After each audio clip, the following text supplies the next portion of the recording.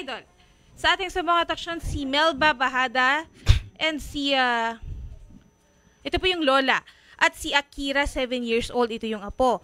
Nais nilang makausap ang tatay ng bata na isang Hapon dahil sa 7 years na itong hindi tumutulong sa kanila.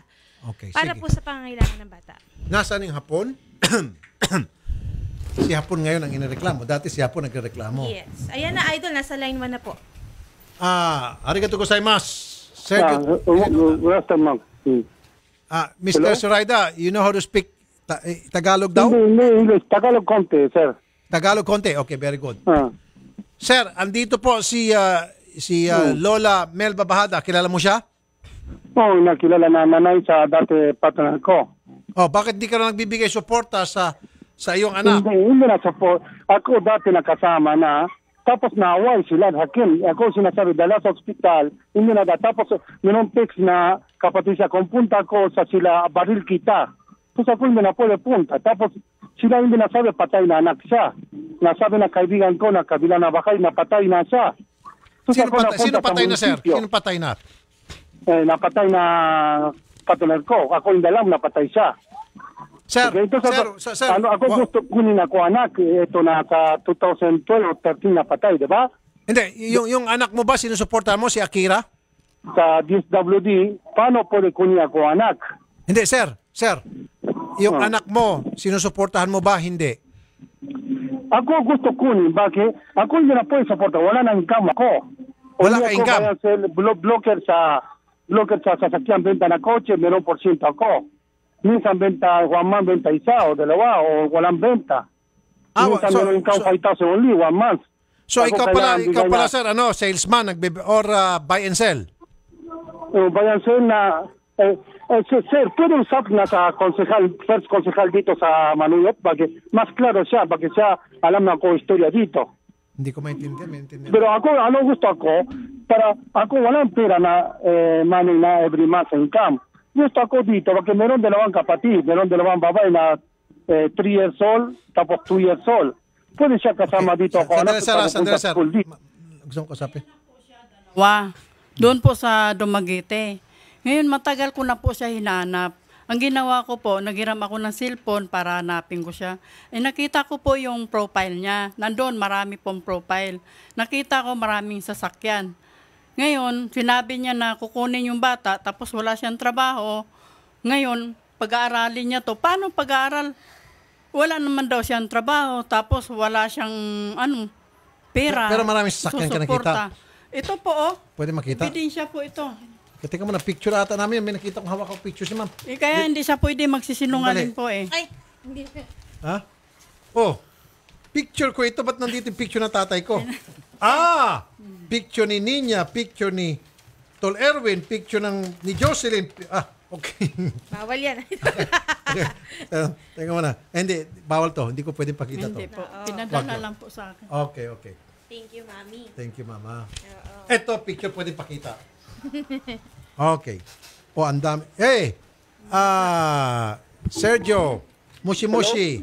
Dami mo sasakyan. Nabenta ko sasakyan. Simple na, kaibigan ko na benta ito sasakyan. Kasi ako benta na sasakyan. Aha. May komisyon na, na 1%, 2%. So, minsan ako 2 months, 3 months, hindi na benta. So, okay. Sige, sir. Commission. Sige. Pero, okay, may bahay pa si sir. Maganda yung bahay. Di tulad ng apo na tinutulungan natin. Maganda po bahay niya. Maganda ang bahay niya. Malaki. Parang mansyon. Pakita natin bahay. Hindi siya mukhang kawawa tulad ng hapon na tinulungan natin dito. At ang binibenta ni sir, mga BMW. Opo. Ayan Pangalan yung pa ng bahay. asawa niya po. Tapos meron pang BMW na binibenta. May mga Pajero. Bongga. Meron pang mga truck, 4-wheel drive. Deliver, Idol. Ang kabuhayan. Sir, ang dami mong sasakyan na binibenta. Sus, Mario Jose. Hello, sir. Hindi ka pala mukhang kawawa. Hello, sir. Sino to? Kagawad ng Bayan ng Manuyod, sir. Kagawad. Kasi alam ko, sir, hindi kayo nagkaintindihan. Ito si Abel ngayon, sir. Walang bahay, sir. Nakatira sa manugang niya, bale. Sa'yo? Hindi po, asawa niya sa pangalawa. Dumaguete. nakatira sa kanya manugang. Okay. Kasi Ganito na lang, sir. Sir, papuntahin mo na lang dito. Pwede ba samahan mo kagawad si Sergio bukas? Punta rin sa TV5 para pag-usapin ko sila. sa Dumaguete, sir. Nasa ba kayo? Nasa Dumaguete? Sa ngayon, sir, nasa Manhuyod kami, sir. Saan yan?